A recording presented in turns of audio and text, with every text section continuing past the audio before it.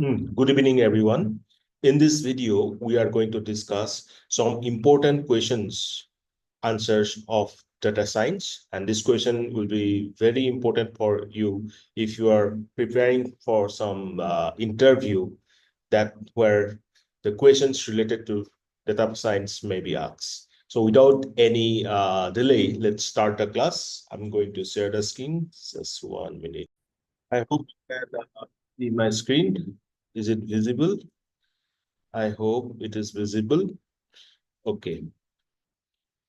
So what what is the difference between supervised and unsupervised learning? Supervised and unsupervised learning के बीच क्या difference है? So supervised learning uses level data to train models where both input and output are provided. And the goal is to learn a mapping from input to output. That can be either classification, regression. Okay.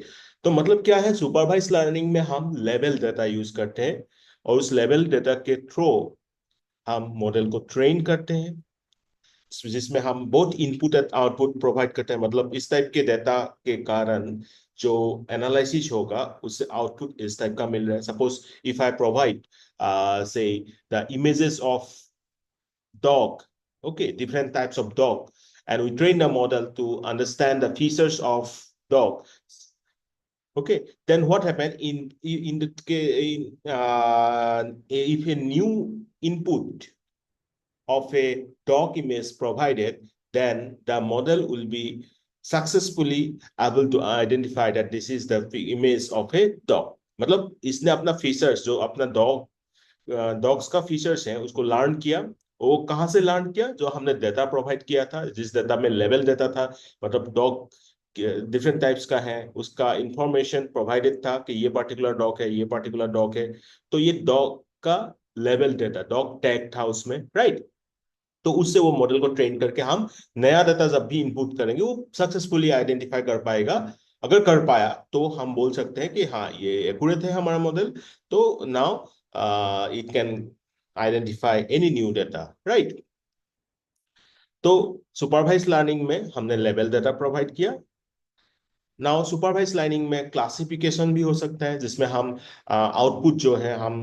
Level expect करते हैं मतलब different classes right yes no right और pass fail ये ऐसा कुछ भी classes हो सकते हैं और रिग्रेशन में हम कंटिन्यूअस आउटपुट की बात करते हैं लाइक कि आपका प्रॉफिट कितना होगा एक न्यूमेरिकल वैल्यू की बात कर रहे हैं ठीक है तो ये हो गया supervise learning but unsupervise learning works with unlabel data मतलब उसमें कोई लेवल नहीं है aiming to find hidden patterns और स्ट्रक्चर्स इन द डेटा तो होमोजेनिटी के बेस पे मतलब सिमिलरिटी के बेस पे वो आइडेंटिफाई करते हैं कि ये पर्टिकुलर स्ट्रक्चर इस पर्टिकुलर पैटर्न का है ठीक है और इसमें हम जो यूज करते हैं क्लस्टरिंग टेक्निक्स यूज करते हैं एसोसिएशन माइनिंग यूज करते हैं तो बहुत सारे चीजों में हम यूज कर सकते हैं इसको like anomaly detection outlier detection तो this is the main difference of supervise unsupervise supervise में हम लेवल डाटा यूज करते हैं और अनसुपरवाइज में unlabel data then next question is what is overfitting and how can you prevent it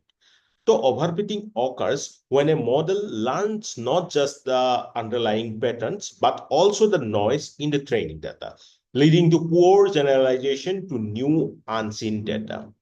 ठीक है तो ओवरफिटिंग में क्या होता है मॉडल जो है मॉडल को जब हम ट्रेन कर रहे थे तो उस ट्रेनिंग डेटा में हो सके नॉइस है उसमें उसमें नॉइजेस है मतलब ऐसा डेटा लेके भी हमने ट्रेन कर दिया जो कि एक इरिवेलेंट डेटा था जो कि नॉइस था और जिसके कारण वो क्या कर सकते हैं वो जब भी कोई अनसीन डेटा मिल रहा है उसको वो करेक्टली आइडेंटिफाई नहीं कर पा रहा है so that is the overfitting हो गया नॉइस के कारण ओवरफिटिंग हो गया राइट तो टू प्रिवेंट ओवरफिटिंग हम क्या क्या यूज कर सकते हैं use we can use cross validation ठीक है decision tree pruning regularizing the model like L1 and L2 regularization हम यूज कर सकते हैं तो ये याद रखना L1 एंड L2 रेगुलराइजेशन हम यूज करके मॉडल्स में ओवरफिटिंग को प्रिवेंट कर सकते हैं then you can use go for using simpler models we use dropout in neural networks and also we can collect more data right so that we can train it properly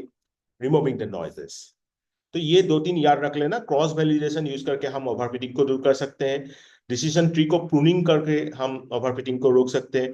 L1 L2 regularisation use कर सकते हैं, या तो simpler model, या तो आप neural network use कर रहे हो तो ड्रॉप आउट यूज कर सकते हो, या तो आप और एक सिंपल वे है कि आप बहुत सारे डाटा कलेक्ट करो, नॉइजेस को रिमूव करो, उस डाटा से अपने मॉडल को ट्रेन करो। ओके, नेक्स्ट क्वेश्चन ये है, explain the bias variance trade off. Bias variance trade off, तो bias is the error introduced by approximating a real world problem with a simplified model.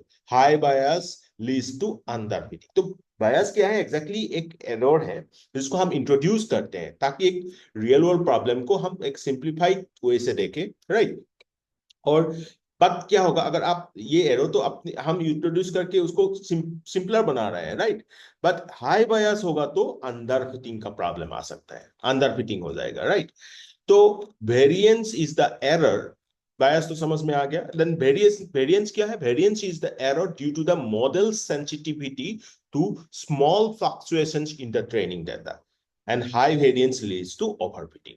जैसे under fitting में हम simpler करने के लिए ये इंट्रोड्यूस कर रहे हैं, और जिसके कारण बहुत ज्यादा अगर आप बायस यूज करोगे तो अंडर फिटिंग हो जाएगा, ठीक है?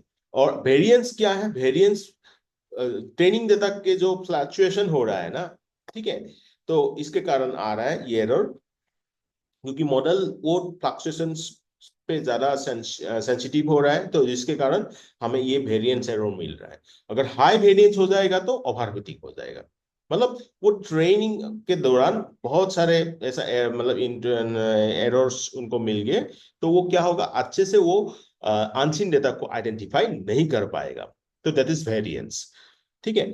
Now, the bias variance trade-off is about finding the balance where both bias and variances are minimized to achieve a model that generalizes well. तो bias variance trade-off मतलब हम इसको minimize करना चाहते हैं, एक balance लाना चाहते हैं ताकि ये bias और variance को minimize करके एक generalized model हम build कर पाए, right? Then what are the types of data processing step? Data pre-processing, sorry, data pre-processing step. Data pre-processing is essential for cleaning and transforming raw data into suitable format for analysis. बहुत important है, data pre processing करके हम अपना model का performance और बढ़ा सकते हैं। जैसे आपका डाटा क्लीनिंग है, क्लीनिंग में क्या करते हैं, मिसिंग वैल्यूज को हम हैंडल करते हैं, एरर्स को करेक्ट करते हैं, आउटलायर्स को करेक्ट करते हैं, हटाते हैं। Then normalisation and standardisation, scaling the data like min max scaling or z score minimalization, sorry normalization, तो normalization भी हम कर सकते हैं। then encoding categorical variables, categorical values को हम variables को हम encode कर सकते हैं, like one hot encoding use कर सकते हैं, level encoding यूज कर सकते हैं। then feature engineering, creating new features or selecting the most important ones, ये फीचर इंजीनियरिंग में आ जाता है। बहुत सारे फीचर्स हैं, उसमें से कौन से सबसे इंपॉर्टेंट, या तो एक नया फीचर्स की जरूरत है तो हम उस नए फीचर्स को हम क्रिएट कर सकते हैं। This falls under feature engineering. Then splitting the data, dividing the data into training and testing data sets properly. तो ये सारे चीज आपका आ जाता है डाटा प्री प्रोसेसिंग में, क्लीनिंग, नॉर्मलाइजेशन और standardisation, encoding, feature engineering and splitting. Now, next question is, what is the difference between L1 and L2 regularization? तो आपको पहले बोला था मैंने कि L1 and L2 regularisation use करके हम ओवरफिटिंग को रोक सकते हैं, राइट? सो L1 रेगुलराइजेशन, जिसको हम लेचो भी बोलते हैं, राइट? दैट L1 रेगुलराइजेशन और लेचो adds a penalty equal to the absolute value of the coefficients to the loss function. हम पेनाल्टी ऐड कर रहे हैं, ठीक है, जिसका वैल्यू क्या है, आपका कोएफिशिएंट्स, लॉस फंक्शन का कोएफिशिएंट्स का वैल्यू एब्सोल्यूट वैल्यू है, राइट? और it can result in sparse models where some coefficients become zero. समझ में आ गया? तो L1 रेगुलराइजेशन, फिर से बोल रहा हूं, adds penalty equal to the को absolute value of coefficients to the loss function, and it may result sparse models where some coefficients become zero. ये हो गया आपका लासो। देन L2 regularization, जिसको हम रीड्स बोलते हैं, it adds a penalty equal to the squared value of coefficient. Lasso में हम इक्वल वैल्यू पुट करते हैं, ठीक है, लॉस फंक्शन का कोएफिशिएंट्स का एब्सोल्यूट वैल्यू हम पुट करते हैं। बट यहाँ L2 में हम क्या कर रहे हैं, एक पेनल्टी ऐड कर रहे हैं जो कि आपका कोएफिशिएंट्स का स्क्वाड वैल्यू के बराबर है। It helps to prevent large weights but does not make them exactly zero, encouraging smoother model. L1 में और लेसो में आपका कोएफिशिएंट्स का वैल्यू जीरो भी हो सकता है, बट यहाँ जीरो नहीं होता है L2 में और रिच में। Then what are some evaluation metrics for classification model? हम क्लासिफिकेशन का मॉडल जब हम बनाते हैं तो डेवलप करते हैं, तो हम उसका एक्यूरेसी, मतलब हम उसका इवैल्यूएशन को चेक करेंगे कि whether it is giving us accurate results or not। तो इसके लिए हम कुछ कुछ इवैल्यूएशन मैट्रिक्स यूज करते हैं, लाइक एक्यूरेसी। एक्यूरेसी मतलब क्या है? The percentage of correct prediction, कितना परसेंटेज आपका करेक्ट प्रेडिक्शन दे पा रहे हैं। ठीक है, मतलब जो प्रेडिक्शन किया था वही सही हो रहा है, राइट? तो वो हो गया आपका accuracy, the percentage of correct prediction. Then precision is the ratio of true positive to the total predicted positive. जितना टोटल प्रेडिक्टेड पॉजिटिव किया था हमारा मॉडल ने, उसमें से कितना ट्रू पॉजिटिव आया है, तो ratio of true positive to the total predicted positive, इसको हम बोलते हैं प्रिसिशन। देन रिकॉल क्या है? रिकॉल को हम सेंसिटिविटी बोलते हैं, the ratio of true positive to the total actual positive, याद रखना। तो पहला जो प्रिसिशन है, ratio of the positive true positive to the total predicted positive, but recall में क्या हो रहा है? Ratio of the true positive to the total actual positive. First precision में हम ट्रू पॉजिटिव डिवाइडेड बाय जितना प्रेडिक्टेड पॉजिटिव था, मतलब वो ट्रू पॉजिटिव भी हो सकता है, फॉल्स पॉजिटिव भी हो सकता है, इन दोनों को लेके हमने रेशियो निकाला था, true positive divided by true positive plus false positive. But recall में हमने क्या किया? True positive divided by total actual positive, जितना एक्चुअल पॉजिटिव है, ठीक है, प्रेडिक्टेड नहीं, टोटल एक्चुअल पॉजिटिव, उसको लेके हम जो रेशियो निकालते हैं इसको बोलते हैं रिकॉल। ये दोनों बहुत इंपॉर्टेंट है, प्रिसिशन एंड रिकॉल। रिकॉल को सेंसिटिविटी भी बोलते हैं। Then F1 score, the harmonic mean of precision and recall को हम बोलते हैं F1 score. ROC curve and AUC, एक curve plotting the true positive rate versus false positive rate. ऐसा एक कर्व जो क्या प्लॉट करके दे रहा है? ट्रू पॉजिटिव, जो जो प्रेडिक्ट किया था पॉजिटिव और सच में भी वो ट्रू हुआ, तो ट्रू पॉजिटिव, राइट? सपोज ये कैंसर, मतलब सॉरी ट्यूमर जो है बिनाइन प्रेडिक्ट किया था और सच में भी वो बिनाइन है, right? Versus false positive, suppose ये बिनाइन प्रेडिक्ट किया था बट ये मैलिग्नेंट है, ठीक है, वो फॉल्स पॉजिटिव हो गया। तो ये जो कार्व है, जो true positive rate versus false positive rate को दिखा रहा है, तो उसको हम बोलते हैं आरओसी कार्व, ठीक है। With the area under the curve AUC indicating the models performance, जो एरिया है उसको हम क्या बोल रहे हैं? AUC, ये मॉडल का परफॉर्मेंस दिखा रहा है। याद रखना, ROC curve, a curve plotting the true positive rate versus the false positive rate with the area under the curve indicating the model's performance। तो हमने देख लिया accuracy, percentage of correct prediction, precision, ratio of true positive to the predictive positive, total predictive positive, and recall true positive to the ratio of the true positive to the total actual positive, and F1 score means harmonic mean of precision and recall, and ROC curve means a curve to showing the or plotting the true positive rate versus false positive rate. Okay, then what is a confusion matrix?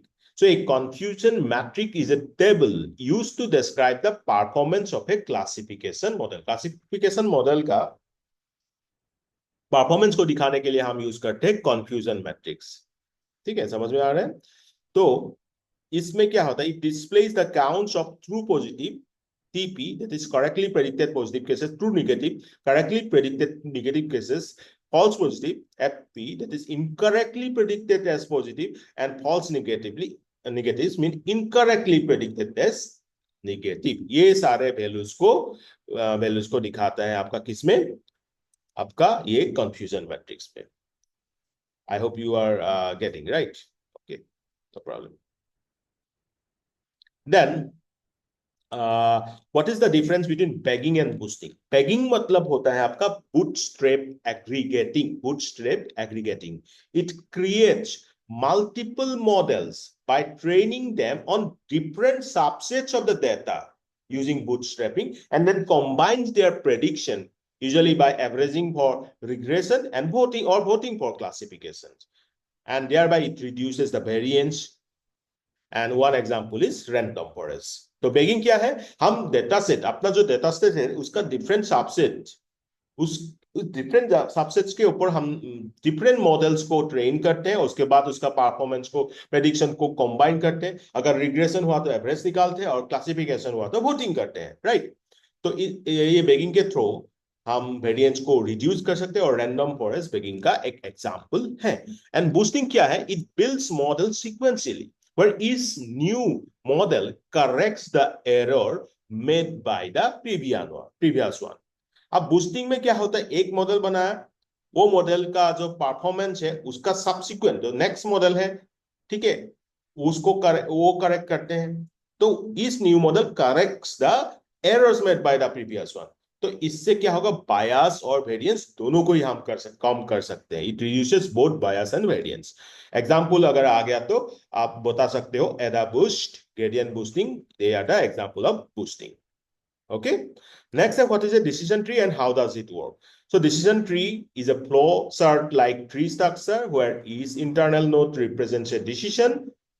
Internal node जो है एक decision बताते हैं based on a feature, and each leaf node represents a class level or a regression output. Either ये class होगा या तो एक value होगा, right? The tree is built by recursively splitting the data set into subsets based on features values and using the criteria like Gini impurity or entropy for classification or mean square error for regression।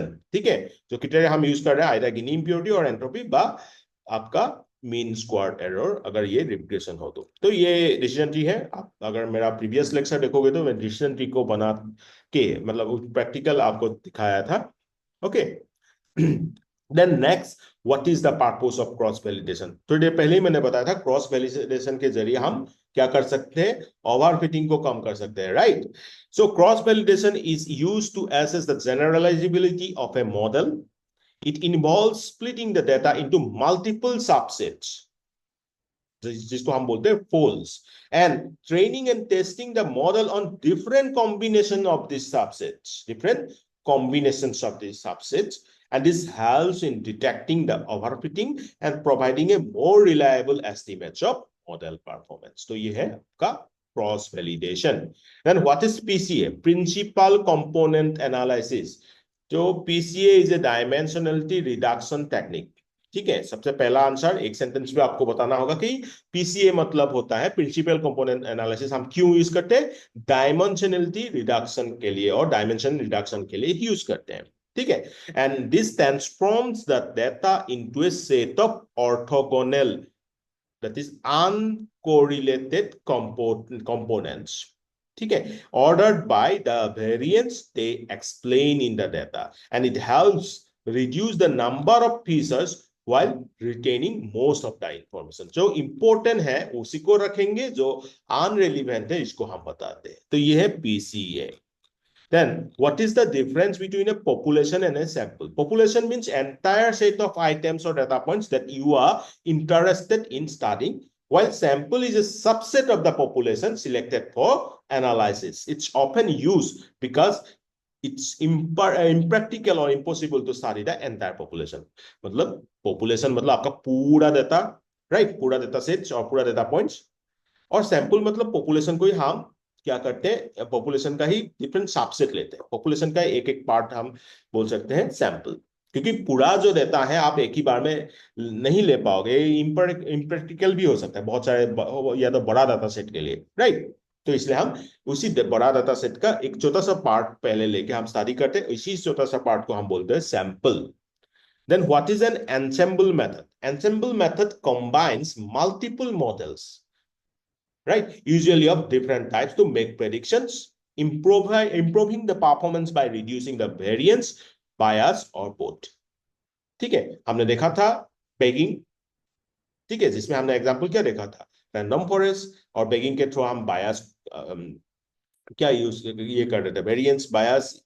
आप देखोगे boosting के through हम बायस and variance दोनों को ही हम क्या कर रहे थे, रिड्यूस कर रहे थे। एंड स्टैकिंग भी एक वन एग्जांपल है। तो एंसेंबल मेथड का मतलब ही होता है हम बहुत सारे मॉडल्स को कंबाइन करते हैं, ठीक है, ताकि परफॉर्मेंस को बढ़ा सके, मतलब जो भी प्रेडिक्शन होगा वो सही होगा, राइट।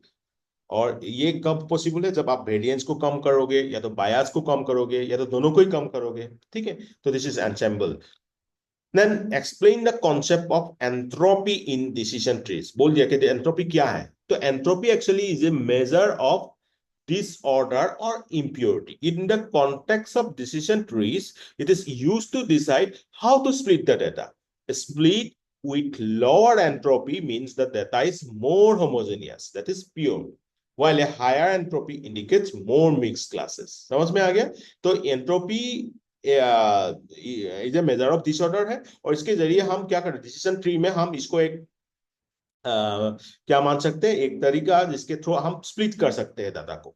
राइट। लोअर एंट्रोपी का मतलब होता है डाटा ज्यादा होमोजेनियस है, प्योर है, और हायर एंट्रोपी का मतलब होता है उसमें बहुत सारे क्लासेस मिक्स हैं। ठीक है। Then what is a time series analysis? So time series analysis involves analyzing the data that is collected over time, often to identify trends, seasonal patterns, and cyclical behavior. It can be used for forecasting future values based on past observation. तो time series analysis का मतलब है आपने जो time through out the time, मतलब आप suppose अभी हम 2025 में है, 2024 का देता, और 2024 में भी आप ये मान सकते हो क्या बोलते हैं कि 3 मंथ्स को ले रहे हो, राइट, या तो आप 6 मंथ्स का डेटा। तो ऐसे हम पास डेटा को कलेक्ट करके उस डेटा के ऊपर स्टडी करके हम ट्रेंड्स को आइडेंटिफाई करते हैं, पैटर्न्स को आइडेंटिफाई करते हैं, साइक्लिकल बिहेवियर को आइडेंटिफाई करते हैं, ताकि हम फोरकास्ट कर पाए जब भी नए डेटा के लिए, मतलब आप फ्यूचर में क्या होगा ऐसा फोरकास्ट कर पाओगे।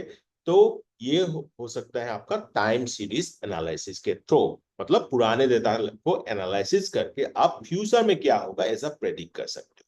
ठीक है, पास ऑब्जर्वेशन के थ्रू। तो this is time series analysis. So guys, I hope, just a minute, जो भी क्वेश्चंस मैंने अभी डिस्कस किया, एवरीथिंग इज क्लियर। ठीक है, इस क्लास के लिए इतना क्वेश्चन सफिशिएंट है। These are very important questions. किसी में भी डाउट हो तो you can ask me, comment section is for you. And okay, मिलते हैं नेक्स्ट क्लास में with some practicals, with some more important, technical concepts and questions. Bye bye.